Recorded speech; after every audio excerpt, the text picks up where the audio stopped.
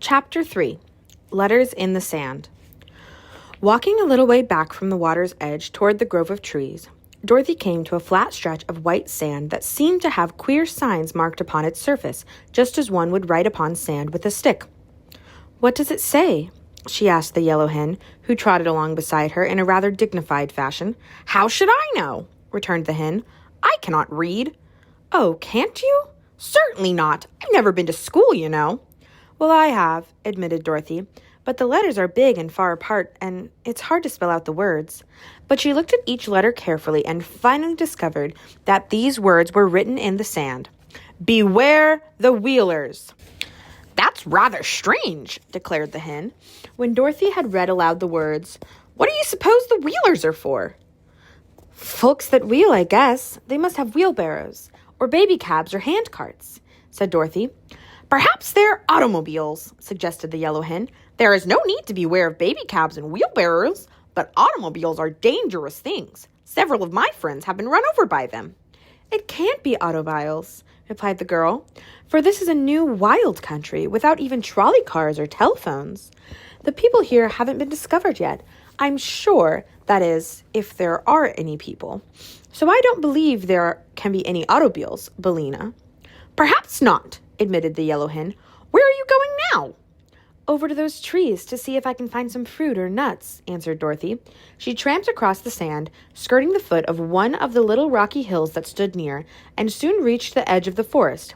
At first, she was greatly disappointed because the nearer trees were all petunia or cottonwood or eucalyptus and bore no fruits or nuts at all. But by and by, when she was almost in despair, the little girl came upon 2 trees that promised to furnish her with plenty of food.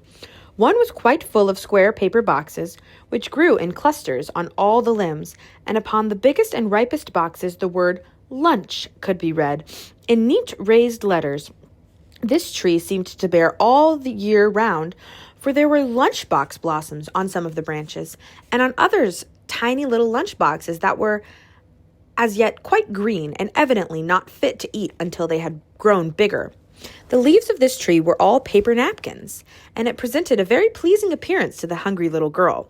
But the tree next to the lunchbox tree was even more wonderful, for it bore quantities of 10 dinner pails, which were so full and heavy that the stout branches bent underneath their weight. Some were small and dark brown in color. Those larger were of dull tin color, but the really ripe ones were pails of bright tin that shone and glistened beautifully in the rays of sunshine that touched them. Dorothy was delighted, and even the yellow hen acknowledged that she was surprised. The little girl stood on tiptoe and picked one of the nicest and biggest lunchboxes, and then she sat down upon the ground and eagerly opened it.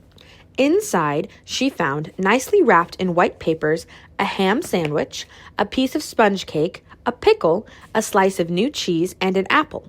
Each thing had a separate stem, and so had to be picked off the side of the box. But Dorothy found them all to be delicious, and she ate every bit of luncheon in the box before she had finished. "A lunch isn't exactly breakfast," she said to Bellina, who sat beside her curiously watching, "but when one is hungry, one can eat even supper in the morning and not complain." "I hope your lunchbox was perfectly ripe," observed the yellow hen in an anxious tone. "So much sickness is caused by eating green things." "Oh, I am sure it was ripe," declared Dorothy. "All that except the pickle, and a pickle just has to be green, Bellina. But everything tasted perfectly splendid, and I'd rather have it than a church picnic. And now I think I'll pick a dinner pail to have when I get hungry again, and then we'll start out and explore the country and see where we are." "Haven't you any idea what country this is?" inquired Bellina. "Not at all. But listen, I'm quite sure it's a fairy country, or such things as lunchboxes and dinner pails wouldn't be growing upon trees.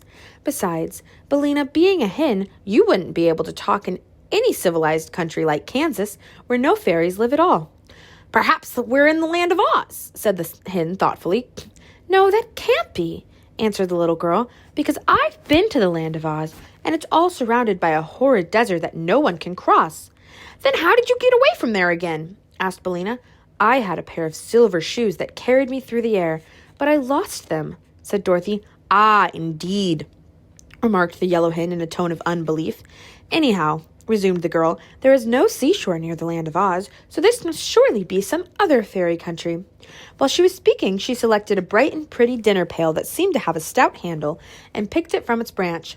Then, accompanied by the yellow hen, she walked out of the shadow of the trees toward the seashore. They were part way across the sands when Billina suddenly cried in a voice of terror, "What's that?"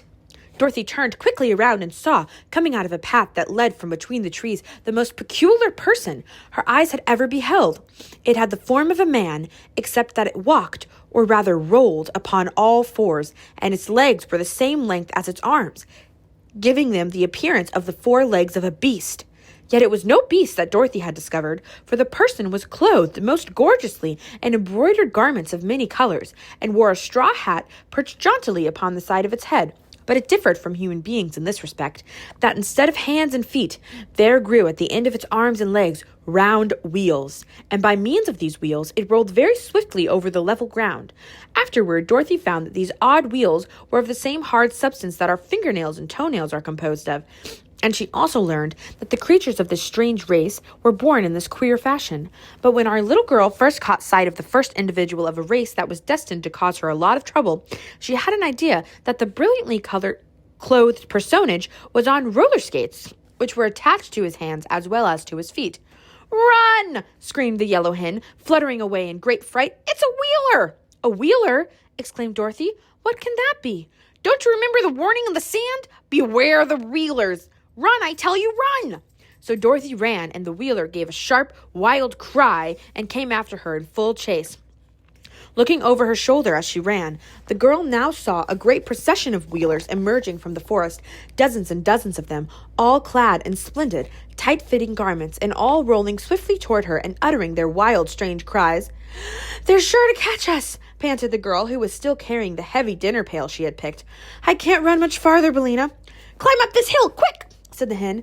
Dorothy found she was very near to the heap of loose and jagged rocks they had passed on their way to the forest. The yellow hen was even now fluttering among the rocks, and Dorothy followed as best she could, half climbing and half tumbling up the rough and rugged steep. She was none too soon, for the foremost wheeler reached the hill a moment after her, but while the girl scrambled up the rocks, the creature stopped short with howls of rage and disappointment. Dorothy now heard the yellow hen laughing in her cackling henny way. "Don't hurry, my dear," cried Billina. "They can't follow us among these rocks, so we are safe enough now." Dorothy stopped at once and sat down upon a broad boulder, for she was all out of breath.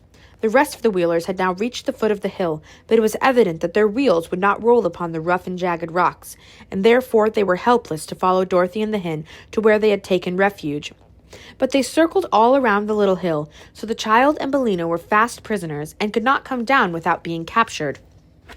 Then the creatures shook their front wheels at Dorothy in a threatening manner, and it seemed they were able to speak as well as to make their dreadful outcries, for several of them shouted, "We'll get you in time, never fear! And when we do get you, we'll tear you into little bits!"